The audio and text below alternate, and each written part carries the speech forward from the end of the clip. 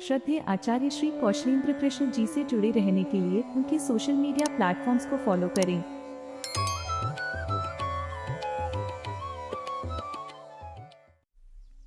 श्रीमन्नारायणो विजयते। हमारे जितने भी अग्रज हैं, ज्येष्ठजन हैं, गुरुजन हैं, श्रेष्ठजन हैं, सबके चरणों पर वंदन करते हुए आज के इस वीडियो को हम सभी प्रारंभ करेंगे। और आज की वीडियो में हम सभी यज्ञोपवीत के निर्माण की पूरी प्रक्रिया के विषय में जानकारी प्राप्त करेंगे। केवल इस विषय में जानकारी नहीं प्राप्त करेंगे कि यज्ञोपवीत में ब्रह्म ग्रंथि किस प्रकार से स्थापित की जाती है, अपितु एक कच्चे धागे से लेकर के यज्ञोपवीत के निर्माण तक की पूरी प्रक्रिया क्या होती है, हम इसके विषय में सीखने का आज प्रयत्न करेंगे। आप सभी को ज्ञात ही है कि यज्ञोपवीत द्विज के लिए कितना महत्वपूर्ण रहता है। यज्ञोपवीत संस्कार तो एक द्विज का दूसरा जन्म ही माना जाता है। किंतु बड़ी विडंबना यह है कि आज के समय में जितने भी द्विज हैं, जितने भी ब्राह्मण हैं, वो कहीं ना कहीं दुकान से लिए हुए यज्ञोपवीत को धारण करते हैं। जिस यज्ञोपवीत में वो नाम मात्र का यज्ञोपवीत होता है, उसमें तो ग्रंथि भी ब्रह्म ग्रंथि नहीं होती। फिर पता नहीं उसको बनाया भी किसने है, पता नहीं मशीन से बना है कि किस प्रकार से बना है। तो उसको धारण करना तो उसी प्रकार है जैसे आप केवल सूत को अपने कंधे पर धारण कर रहे हैं। तो हम तो आपको बिल्कुल सलाह नहीं देंगे कि आप इस प्रकार से यज्ञोपवीत धारण करें। आपको चाहिए कि आप अपने हाथों से स्वयं के लिए यज्ञोपवीत बना करके उसका विधिवत पूजन संस्कार करने के उपरांत उसको धारण किया करें।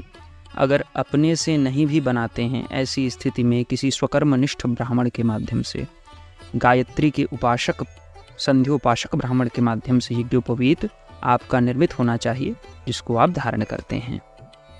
तो इस यज्ञोपवीत का निर्माण हम कच्चे धागे से करेंगे, जो कुछ इस प्रकार का होता है। देखिए आप, इसको कहते हैं कच्चा धागा। इसको हमारे क्षेत्र में कुंवारी सूत भी बोला जाता है। इसको आप किसी भी दुकान से ले सकते हैं और ऑनलाइन उपलब्ध है कि नहीं इसके विषय में हमको जानकारी नहीं। यदि होगा तो हम इसका लिंक आपको उपलब्ध करा देंगे डिस्क्रिप्शन में वीडियो के। उसके उपरांत यह एक संयंत्र रहेगा जिससे हम उस धागे को मजबूत करेंगे, क्योंकि वो बहुत ही कमज़ोर रहता है। इसमें पत्थर लगा हुआ है नीचे में गोलाकृति में, और बांस का एक डंडा है जिस पर हम यज्ञोपवीत के सूत्र को लपेट करके उसको सशक्त करेंगे। तो यह एक इसका उपयोग हम आज करने वाले हैं। इसको कतली कहते हैं और कहीं पर तकली कहते हैं, कहीं पर उसको अटनी कहते हैं। हमारे क्षेत्र में अटनी कहा जाता है। इसके अतिरिक्त ये है टिपटनी। यह एक बांस का डंडा है जिसका ये नीचे का भाग नुकीला, ताकि भूमि पर हम इसको गाड़ सकें। ऊपर का भाग आप देख सकते हैं कैसा है, और बीच में इसका चीरा लगा हुआ है जिसमें सूत्र को हम फंसा सकें। तो यह त्रिपटनी है या तिपटनी इसको कह सकते हैं, और वो जो पहले आपने देखा उसको अटनी कहते हैं। तो आइए फिर हम प्रारंभ करते हैं। तो यज्ञोपवीत के निर्माण के लिए एक ऐसे सूत्र के गुच्छे को इस प्रकार से अपने घुटनों पर लगा लें। क्योंकि यह गुच्छा है और इसमें कहीं भी ग्रंथि नहीं है, इस कारण से इसके जो दोनों छोर होंगे वो अलग अलग होंगे। उन छोरों का हमको अन्वेषण करना पड़ेगा। इस प्रकार से उन छोरों का अन्वेषण कर लें। इसके उपरांत कहीं फंस जाए तो उसको देख करके निकाल लें, ताकि कोई समस्या न हो। और उसके उपरांत अपने दाएं और बाएं हाथों के उपयोग से आपको इस प्रकार से इसको पकड़ना है। एक वी आकृति बनानी है। उसके उपरांत वाम हस्त से भी मैंने देखिए नीचे को पकड़ लिया। उसके उपरांत ऐसे दाहिने हाथ को मध्य में ले जा करके फिर इस प्रकार से रस्सी को पकड़ करके उसको खींच लेना है। ये कुछ ऐसा बन जाएगा। उसके उपरांत फिर से नीचे से इसको लपेटते हुए, क्योंकि उतना बन गया। और ये बनाने की प्रक्रिया क्या कहलाती है, ये हमारे स्थानीय भाषा में इसको कहते हैं तीन तग्गी करना। तो इस प्रकार से जो कच्चा सूत है उसकी हम तीन तग्गी करते हैं, और इस प्रकार से लपेटते हुए चलें। और ये एक बार जब हमारे हाथों में लिपट जाता है, ये 3 उंगलियों में लिपट रहा है। एक बार लिपटने पर कहते हैं कि ये एक चौवा हो गया। यज्ञोपवीत के लिए इसी प्रकार से 93 चौवे जितने लंबे धागे की आवश्यकता होती है। उसके उपरांत इसको इस प्रकार से देखिए पूरा जब बन जाए तो एकत्रित कर लें।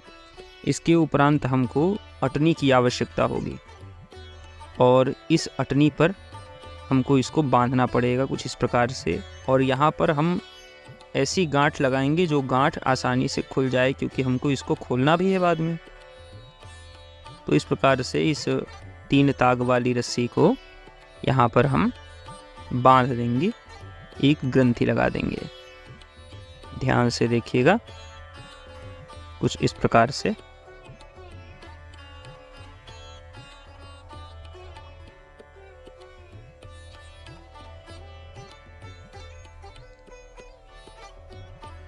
इस प्रकार से ग्रंथि को लगाने के पश्चात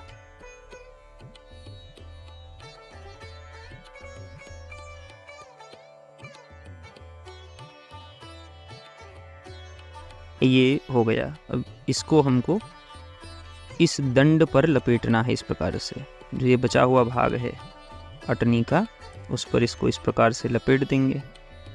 अब इसको इस प्रकार से लपेट कर फिर हमको एक ऐसे स्थान में आ जाना है जहाँ पर हम अपने पैर को ऊपर करके रख सकें, और जंघा के उपयोग से हमको इस अटनी को गति देनी है, जिससे यह जो सूत्र है वो अट सके। सूत्र के अटने का तात्पर्य है सूत्र जो है वो सशक्त हो रहा है, क्योंकि सूत्र जो है पहले जो कच्चा सूत है वो बहुत कमज़ोर होता है, और इस प्रक्रिया से उसको सशक्त किया जाता है ताकि मजबूत यज्ञोपवीत का निर्माण इससे संभव हो पाए। बार बार इस प्रकार से करेंगे तो सूत बलिष्ठ होगा और वह आसानी से टूटेगा नहीं। इससे आपके यज्ञोपवीत की गुणवत्ता जो है वह उत्कृष्ट स्तर तक चली जाएगी। और जब एक निश्चित सीमा तक आप सूत्र को आट लें तो जितना अटा है उस सूत्र को जहाँ पर आपने ग्रंथि बांधी थी अटनी पर, वहाँ पर एकत्रित कर लें। उसके पश्चात जितना फिर बचेगा उसको फिर से ऐसे लपेट करके फिर से हमको वही प्रक्रिया दोहरानी है। इसी प्रकार से पुनः इस संयंत्र को गति प्रदान करना है, क्योंकि एक बार में हम सूत्र के कुछ भाग को ही आट सकते हैं, पूरे सूत्र को तो एक ही बार में आटा जा नहीं सकता। इसी कारण से इस प्रक्रिया को आपको बार बार पूरे सूत्र तक आपको करना पड़ेगा, ताकि आपका पूरा सूत्र जो है वह अच्छे से अट जाए, जिससे आपका यज्ञोपवीत अत्यंत सुदृढ़ बने। इस प्रकार से इसको बार बार लपेटते हुए हमको पुनश्च इस प्रक्रिया को दोहराना है।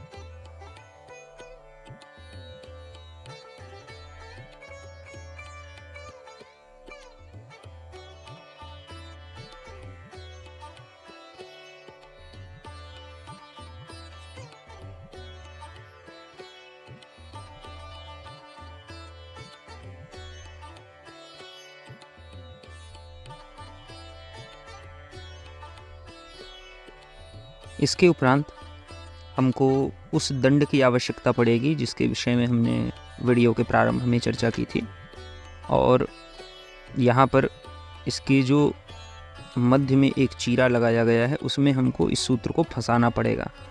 उसके लिए हमको यहाँ पर एक ग्रंथि बनानी पड़ेगी जिससे यह जो सूत्र है वह इसमें टिक सके। यदि हम इसमें ग्रंथि नहीं बनाएंगे तो ये मध्य से निकल जाएगा। इस प्रकार से हमको उस सूत्र को इसमें टिकाना है। हमने सर्वप्रथम इसका 3 ताक किया था, उसके उपरांत हमने इसको आटा, उसके उपरांत यहाँ पर हम पुनः इस सूत्र को 3 परत लपेट करके फिर यज्ञोपवीत का निर्माण प्रारंभ करेंगे। अभी तक हम सूत्र का ही निर्माण कर रहे हैं, तो इसको 3 बार लपेटने के लिए हमको इस प्रकार से करना पड़ेगा। अब आप ये देख रहे होंगे कि सूत्र बहुत छोटा है, तो यह सूत्र छोटा इसलिए है क्योंकि हम एक यज्ञोपवीत बना नहीं रहे हैं, अपितु हम केवल आपको यज्ञोपवीत बनाने का जो क्रम है वह दिखा रहे हैं। अगर आप यज्ञोपवीत बनाएंगे तो देखिएगा यह सूत्र जो है अपेक्षाकृत लंबा ही आपके हाथों में उपलब्ध रहेगा। हमारे पास अभी जो सूत्र है वो आपको छोटा प्रतीत अवश्य हो रहा होगा। तो इस प्रकार से यह 3 सूत्र के रूप में दिख रहा है यह एक ही, लेकिन 3 रूप में आपके समक्ष प्रदर्शित है। तो इन तीनों सूत्रों को पुनः इस अटनी में बांध करके उसी प्रकार से ग्रंथि मारनी है कि फिर से कभी भी ग्रंथि जो है निकल सके, अस्थायी रहे। तो इस प्रकार से ग्रंथि लगा लें और ग्रंथि लगाकर पूर्ववत इसको लपेटना है और पूर्ववत ही इस अटनी को हमको गति प्रदान करनी है इस प्रकार से। किंतु इस बार हमको ध्यान ये देना है कि पहली बार में हमने जितना आटा था सूत्र को, इस बार हम उतना अधिक नहीं आटेंगे। अगर अधिक आट देंगे तो सूत्र जो है वह उसको हम यज्ञोपवीत बनाने में भी हमको समस्याएं आएंगी, और यदि बन भी जाए तो जब हम उसको धारण करेंगे तो पूरा का पूरा यज्ञोपवीत हमारी कांख में जा कर के, बगल में जा कर के एकत्रित हो जाएगा। तो इस प्रकार से इसको आटने के पश्चात फिर हमको इसको निकालना पड़ेगा, इस डंडे से भी और इस अटनी से भी। ग्रंथि को खोल लें और खोल करके उसको निकाल लें।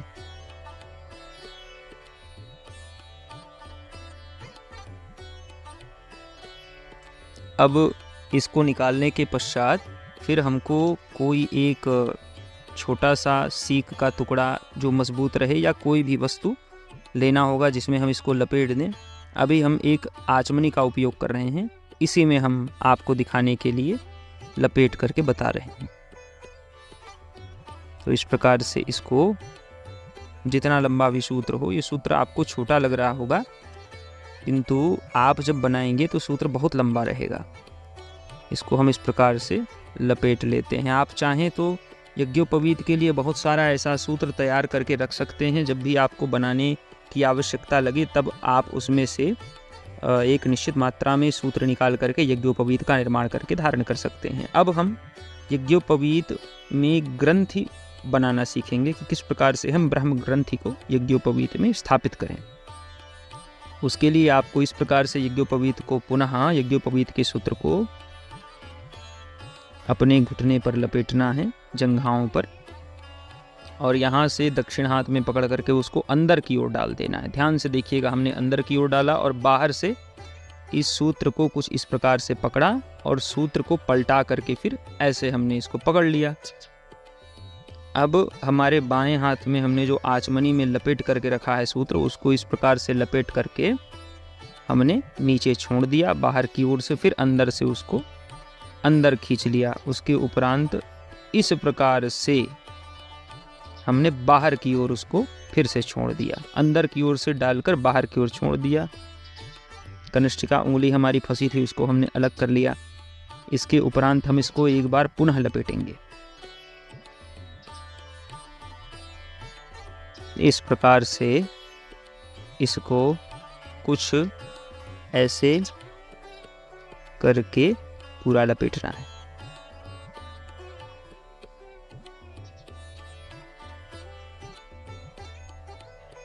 और जब इसको आप पुनः आपके दाहिने हाथ के पास ले आएं तो फिर से आपको यह जो रस्सी का लूप बना है उसमें इसको अंदर डालना है, किंतु बाहर की ओर ही इसको गिराना है और अंदर से उसको फिर से खींचना है और फिर से एक बार ऐसे लपेट करके आपको बाहर की ओर छोड़ना है और फिर से अंदर से हाथ लाकर इसको खींचना है और फिर से इस लूप के मध्य में इसको डालना है और बाहर की ओर ही इस बार भी डालना है। बाहर की ओर डालने के उपरांत फिर इसको फंसे नहीं, इसका ध्यान देना है, फंस जाएगी तो समस्या है। तो यहाँ से इसको फिर गोल से पुनः हम लपेटेंगे अपनी जंघा में, घुटने पर।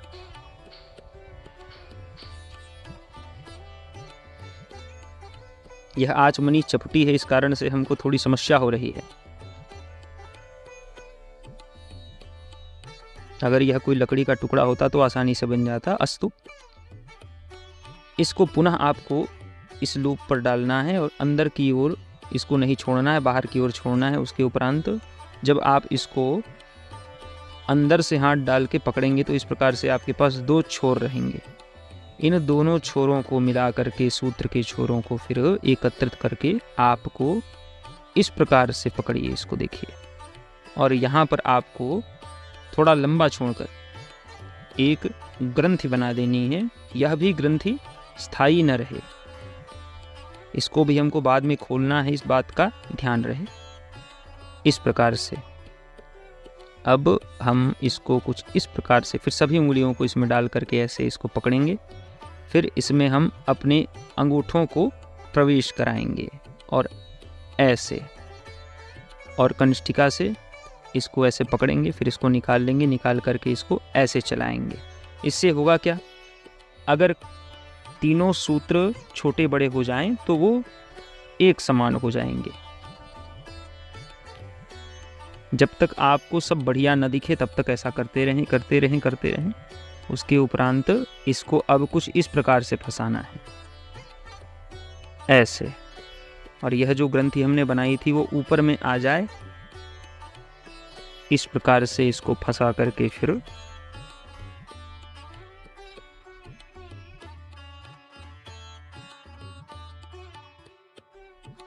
अब यह जो ग्रंथि है, इस ग्रंथि को हमको खोलना है। तो इस रस्सी को ऐसे जब आप खींचेंगे पकड़कर तो यह ग्रंथि खुल जाएगी। इसके उपरांत हम जिस प्रकार से इसको पकड़ रहे हैं उसी प्रकार से इसको पकड़ना है। पकड़ करके इसको, इसमें से एक रस्सी को, एक छोर को आपको पूरी रस्सियों में लपेटना है।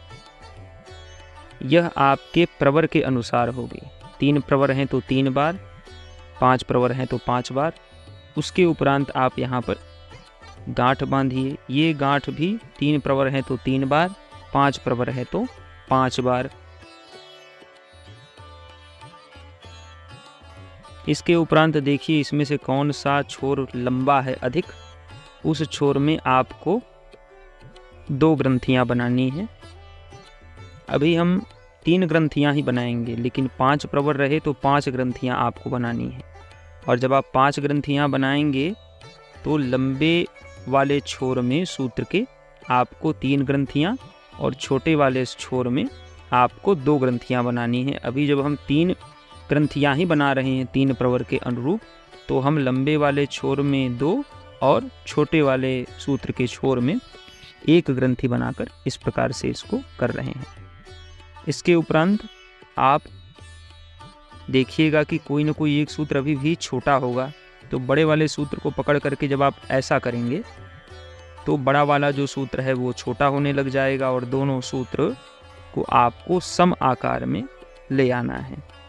इसको भी थोड़ा सा इस प्रकार से मोड़ दें। उसके उपरांत दोनों को एक साथ पकड़ करके फिर यहाँ पर आपको 1 गांठ और बना देनी है। यह भी गांठ स्थायी रहेगी, इसको खोलना नहीं है पूरा। इस प्रकार से आप गांठ बना दें और यह कुछ ऐसा दिखेगा। इसके उपरांत इस प्रकार से आपको इसको खोल लेना है, अपने घुटनों से निकाल लेना है, पूरा नहीं निकालना, केवल एक तरफ से। उसके उपरांत इसको ऐसे खींचते खींचते खींचते खींचते आपको जहाँ पर आपने अभी ग्रंथि बनाई थी उस ग्रंथि में ले जा करके मिला देना है, इस प्रकार से। अब इस प्रकार से आपका जो यज्ञोपवीत है वह पूर्ण रूप से तैयार हो चुका है। इसको कहते हैं ब्रह्म ग्रंथि वाला यज्ञोपवीत। तो इस प्रकार से यज्ञोपवीत बनाया जा सकता है। तो इस प्रकार से आप आसानी से अपने लिए यज्ञोपवीत का निर्माण कर सकते हैं। इसी के साथ हम इस वीडियो को यहीं पे समाप्त करेंगे। आप इस वीडियो को अधिक से अधिक साझा करें, अर्थात शेयर करें। इस वीडियो को आप लाइक करें। इसके साथ ही इस चैनल को सब्सक्राइब करें ताकि इसी प्रकार के वीडियोस आपको भविष्य में भी प्राप्त होते रहें। इसके अतिरिक्त अगर ऐसी ही अधिसूचनाएं आपको भविष्य में भी प्राप्त होती रहें, इसके लिए आप चाहें तो हमारे फेसबुक के पृष्ठ के साथ में, पेज के साथ में, और हमारे व्हाट्सएप के चैनल के साथ में, हमारे टेलीग्राम के चैनल के साथ भी जुड़ सकते हैं। उनके साथ जुड़ने के लिए आपको उनके लिंक्स की आवश्यकता रहेगी, जो आपको इस वीडियो के पिंड कमेंट तथा डिस्क्रिप्शन बॉक्स में प्राप्त हो जाएंगी। इसके अतिरिक्त यदि आप इस वीडियो को फेसबुक पेज के माध्यम से या इंस्टाग्राम के माध्यम से देख रहे हैं, ऐसी स्थिति में आपको ये सारी लिंक्स जो हैं वो उनके कमेंट्स में प्राप्त हो जाएंगी। इसके बाद यदि आपको हमारी कथाएं, हमारी श्रीमद् भागवत इत्यादि कथाओं के विषय में कोई भी जानकारी चाहिए तो हमारा फ़ोन नंबर भी इनके साथ में आपको संलग्न प्राप्त हो जाएगा। इसी के साथ इस वीडियो को हम यहीं पे समाप्त करते हैं। जय श्रीमन्नारायण।